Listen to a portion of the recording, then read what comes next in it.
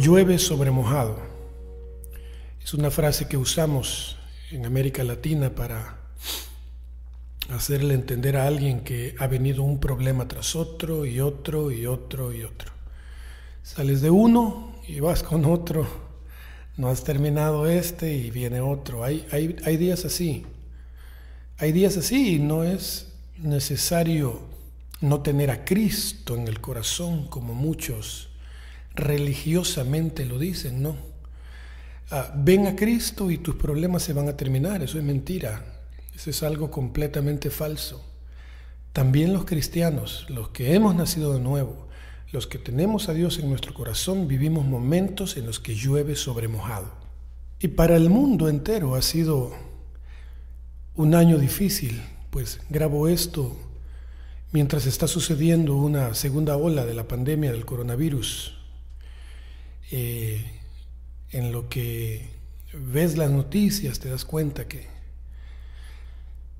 nos acomodamos como humanos, creímos que la cosa había terminado y ahora resulta que hay nuevas cuarentenas obligatorias en el mundo, restaurantes, lugares que ya estaban abiertos se han vuelto a cerrar y bueno, esto es así.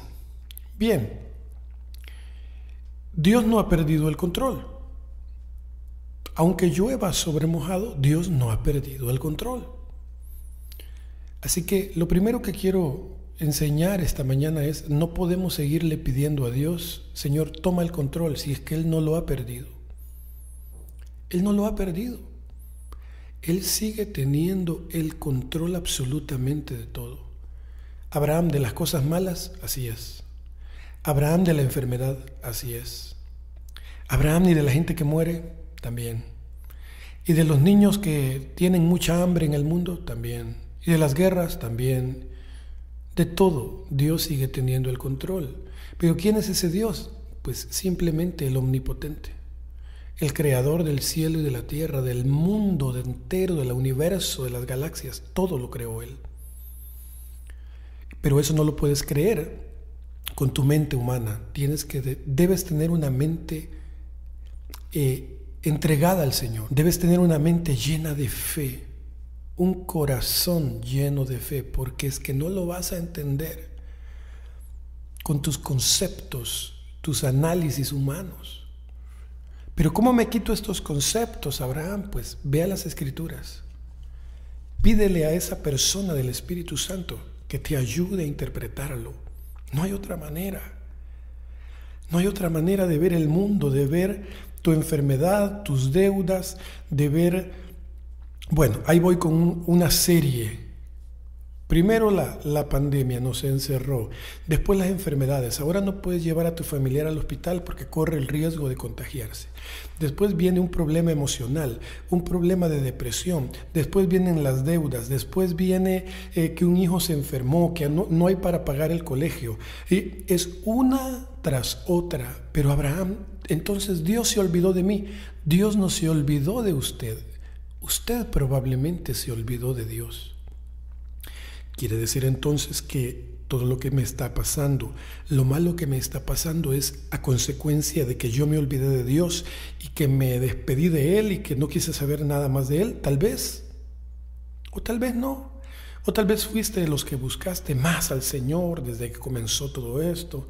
Te metiste en oración, te metiste en ayuno, te metiste en lectura de la palabra, pero igual vino ese tipo de situaciones, deudas, problemas, enfermedades, desalojos, tristeza, frustración, depresión, angustia.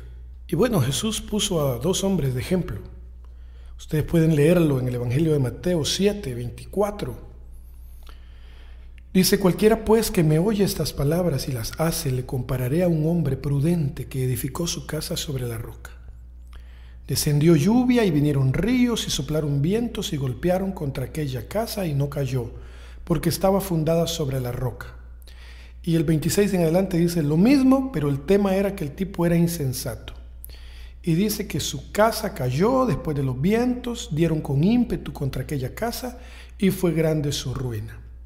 Y el penúltimo versículo dice: y cuando terminó Jesús estas palabras, la gente se admiraba de su doctrina, porque les enseñaba como quien tiene autoridad. Bueno, los problemas van a venir. ¿Saben ustedes cuál es el problema? Valga la redundancia. Que nos enfocamos en el problema, no en... Escuchen, nos enfocamos en el por qué, no en el para qué, como hijos de Dios. Como hijos de Dios siempre tendrá esa difícil situación un para qué. Deja de pensar tanto en el por qué. ¿Por qué hay millones? Es que me porté mal. Es que hice lo que no debí. Es que me metí en esta deuda solo porque quería irme de vacaciones. También porque sí, probablemente cometiste un error, probablemente te endeudaste por querer irte de vacaciones y ahora ya no hay para pagarlo. Probablemente. ¿Por qué hay cientos, miles? Pero ¿para qué hay uno? Solamente hay uno, para que Dios se glorifique. Y eso abarca un universo de cosas buenas de parte de Dios.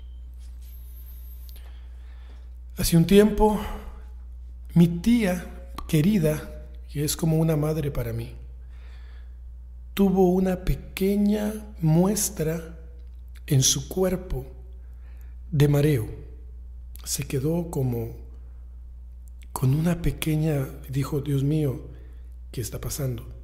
Hace muchos meses había tenido unos episodios de la misma situación y la trató un médico y gracias a Dios salió bien. Ella cometió un error. Dejó de tomarse unas pastillas sin consultar al médico. Pero Abraham, y entonces, ¿Dios no es nuestro sanador? Sí, pero también dijo que la ciencia se iba a incrementar.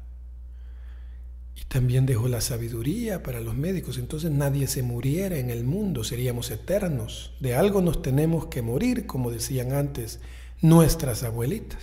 Y entonces, hace unos días tuvo un pequeño síntoma de lo que había vivido anteriormente. Sin ese pequeño síntoma, no nos damos cuenta que su colesterol estaba subiendo rápidamente. ¿Por qué? Porque se dejó de tomar las pastillas, porque no obedeció al médico, porque no tuvo cuidado, porque no descansó, ¿por qué miles? ¿Para qué? Para darnos cuenta de que había que poner atención una vez más y tratarla. Miren, ese es un ejemplo pequeñísimo. Piensa tú en uno. ¿Por qué tal vez tu hijo está saliendo mal en el colegio? Y vienes y empiezas a regañarlo y a martirizarlo y a humillarlo. ¿Y por qué? ¿Y por qué? Probablemente no te has dado cuenta que haya un sufrimiento por algo en el colegio o tú estás muy lejos de tus hijos. No le has dedicado tiempo. Deberías pensar un poco en el para qué, no el por qué. Probablemente mi hijo esté demandando tiempo de mí y yo debería dejar de ser un poco workaholic, adicto al trabajo.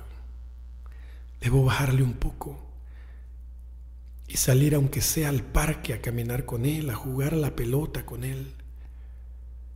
¿Por qué hay miles? La pregunta es ¿para qué? ¿Para qué llueve sobre mojado? ¿En qué tienes que reaccionar? ¿En qué tienes que pensar? ¿En tu esposa? Tengo que decirlo, un nivel de adulterio tremendo hay dentro de la iglesia, infidelidades por doquier. Muchas suceden para que valores. Abraham, pero el adúltero se va a ir al infierno. Dice la Biblia que a eso le toca decidirlo a Dios, no a usted ni a mí. Búsquelo. Dice que los adúlteros y los fornicarios los juzgará Dios. Exclusivamente son los dos pecados, no problemas. no situaciones, no defectitos, es pecado. Estamos de acuerdo. Pero probablemente tu esposa haya comenzado a mensajearse con alguien más. Y lo primero que sucede es que ella le cuenta que lastimosamente su esposo la ha descuidado. O su esposa lo ha descuidado. ¿Para qué? Debemos estar pendientes. Cuando esa lluvia no ha secado todavía el piso y viene otra en camino. Está lloviendo sobre mojado sobre tu vida. ¿Te preguntaste el por qué? Pregúntate el para qué. ¿Cuál es el propósito? ¿Cuál es el propósito de esa situación? No temas. Pero Abraham, yo tengo miedo. Tranquilo, no es pecado tener miedo. El problema es cuando restamos el poder de nuestro Dios. Cuando creemos que todo terminó. Todo terminó. Se acabó, Abraham. No más. Se terminó mi vida. No. Vuelve. Vuelve a buscarle. Vuelve a Jesús. Pero me congrego todos los domingos. No me refiero a que vuelvas a la iglesia. Vuelve a Cristo. Hay gente congregándose todos los días de la semana. Todos los días de la semana se congregan. Lunes de oración, martes de estudio bíblico, miércoles de familias, jueves de oración, viernes de vigilia, domingo de esto. Cultos, van a los 7 cultos de su iglesia el domingo. Pero eso no significa que hayas vuelto a Cristo, solo volviste a una rutina de iglesia. Romanos capítulo 12 dice: hermanos míos, os ruego por las misericordias de Dios que presentéis vuestro cuerpo en sacrificio vivo, no un sacrificio de levantarte a las 5 de la mañana para estar sirviendo en tu iglesia, en los 12 cultos de tu iglesia. Ahora voy a servir en los baños, después voy a servir en parqueo, después voy a servir en escuela de niños, después voy a servir en los jóvenes, después voy a servir en la alabanza. No, renueva tu mente. Sacrificio vivo, santo y agradable a Dios. Tienes que renovar tu mente. Pídele al Espíritu Santo que te ayude a renovar tu mente y sal de tus culpas, sal de tus condenas, de tu conmiseración y pregúntate: ¿para qué? ¿Para qué? Incluso David, cuando comete ese gran crimen con esta mujer Betsabé, que manda a Urías con la carta que decía: pongan a este hombre al frente de la batalla y déjenlo solo para que lo maten. Eso es lo que ese hombre llevaba en sus manos, su sentencia de muerte, lo que él llevaba, y lo llevaba con lealtad porque el rey lo había mandado con ese encargo. Mas no sabía ese hombre que llevaba en sus manos su sentencia de muerte. Y David sale de buen rey y manda a llamar a esta mujer y se casa con ella, y todo el mundo decía: qué lindo el rey, qué maravilloso, cómo se hizo cargo de la viuda. Mas no sabían, porque la gente no sabe, pero a Dios no se le escapa nada. No podemos ocultarnos del Señor. ¿A dónde huiré de tu presencia?, dice el Salmo. Si subiere al monte más alto, ahí estarás. Entonces David creyó que Dios no había visto su maldad. Y Dios manda al profeta Natán y le cuenta una historia a David y le dice: David, habían 2 hombres, uno tenía muchas ovejitas o vaquitas y el otro vivía enfrente de su casa y tenía solo una. Y el que tenía muchas vaquitas decidió hacer una fiesta, invitó a todos sus amigos y mató la vaquita del hombre de enfrente y no mató ninguna de las de él. Hizo la fiesta y se comieron la única vaquita. Y David se para y dice: ese hombre es digno de muerte. Y Natán le dice: ese hombre eres tú. Ese hombre eres tú, rey. Y tus consecuencias son estas, estas y estas. No puedo dejar de mencionar que siempre habrá consecuencias en nuestras decisiones. A toda acción hay una reacción. La palabra dice: no os engañéis, Dios no puede ser burlado. Todo lo que el hombre sembrare, esto también segará. Ahora bien, había un para qué.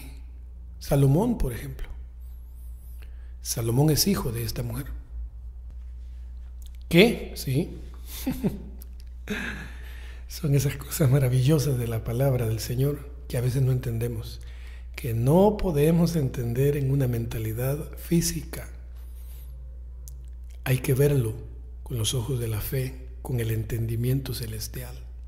Salomón, el hombre más sabio de la historia de la humanidad, es hijo de esta mujer. ¿Por qué?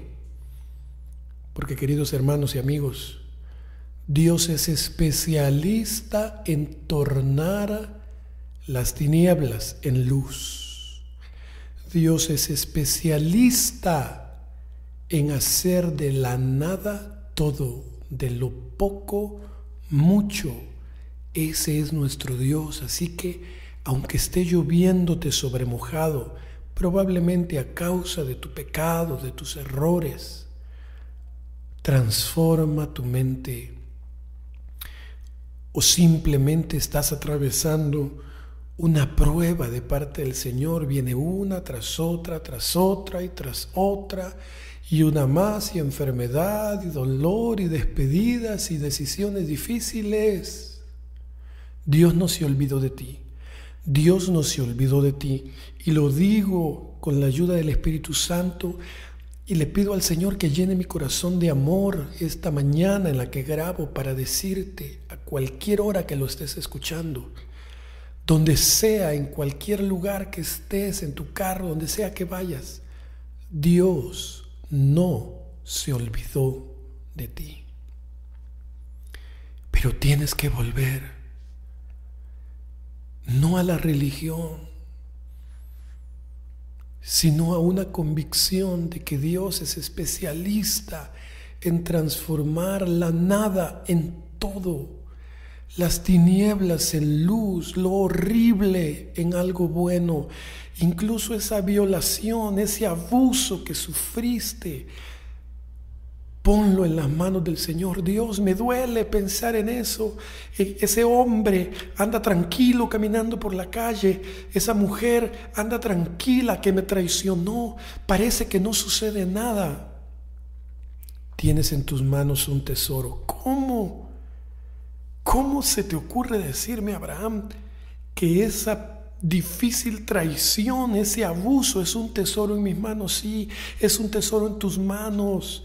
Porque has sobrevivido, lo único que ha pasado es que has tenido lleno el corazón de amargura y de resentimiento, de odio. Y tienes un tesoro que puedes compartir con otras chicas y decirles, ¿sabes qué? Yo puse esto. No entiendo todavía por qué Dios lo permitió. Probablemente sea para que yo pueda contar mi testimonio a otros y decirles, ¿saben qué? A pesar del trauma que me quedó, he podido ver en Dios un Padre para mí. Sé que es un tema difícil, sé que es un tema muy triste. Cuando yo lo predico en vivo, donde sea que me paro a predicar y alguna vez menciono esto de un abuso, de una violación, de una traición, es automático cuando alguna mujer de a veces más de 50, 60 años comienza a llorar porque ha traído en su corazón por años el rencor de ese hombre que abusó de ella cuando era una niña de 8, 10, 12, 14 años. Abraham, ¿cómo puedes decir que incluso eso tiene un para qué? Sí, tiene un para qué. Conozco mujeres que sufrieron esta situación y no sé por qué lo estoy mencionando. Ni siquiera pensé en este punto antes de comenzar a grabar. Por algo lo estoy diciendo. Les decía, conozco mujeres que sufrieron esta situación de niñas, que han escrito libros para ayudar a otras personas, no para condenar. De ese hombre, si no se ha arrepentido, Dios se encargará. Dios dijo, mía es la venganza, yo pagaré. Pero aún ese hombre cruel tiene esperanza si busca a Cristo. Tienes que saberlo. Hay tantas historias. Recuerdo el caso, por ejemplo, del hermano Gigi Ávila, que su asistente más cercano era el hombre ex esposo de su hija. Asesinó a su hija. Sí, si lo entendiste, es sencillo. Su yerno mató a su hija y con los años se volvió en una de las personas más cercanas en el ministerio de este hombre. Pero eso no se logra llenándote el corazón de amargura, resentimiento y odio. Solo hay una fórmula para poder lograrlo. Esa fórmula se llama Dios Padre, Dios Hijo y Dios Espíritu Santo, el que nos consuela y nos guía a toda verdad. ¿Está lloviendo sobre mojado en vuestra vida? Recuerda al hombre que edificó su casa sobre la roca, lo que leíamos hace rato en Mateo 7, del 24 hacia adelante. Sí, habrá momentos difíciles, pero si tú pones tu casa sobre la roca,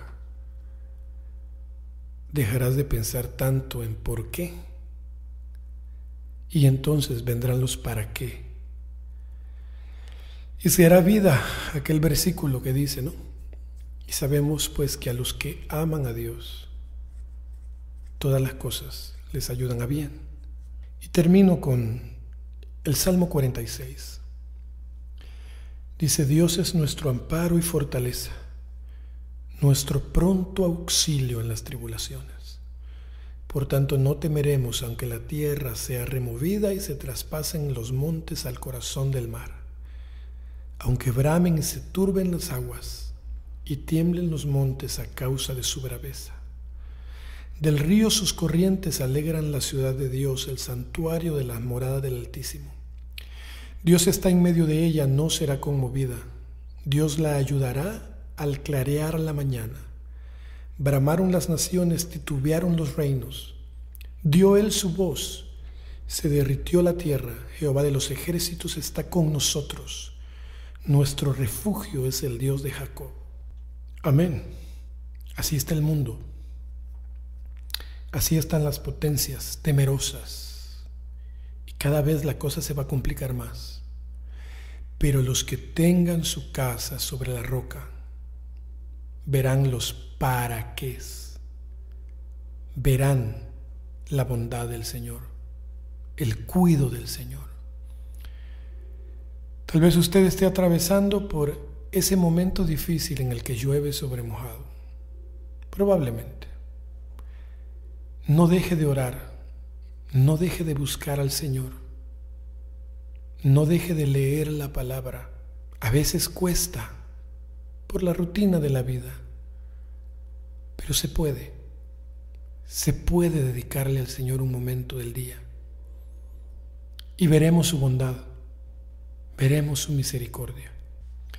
Y aunque venga la tormenta, aunque el viento arrecie, si nuestra casa está sobre la roca, su mano nos sostendrá y su amor siempre vencerá.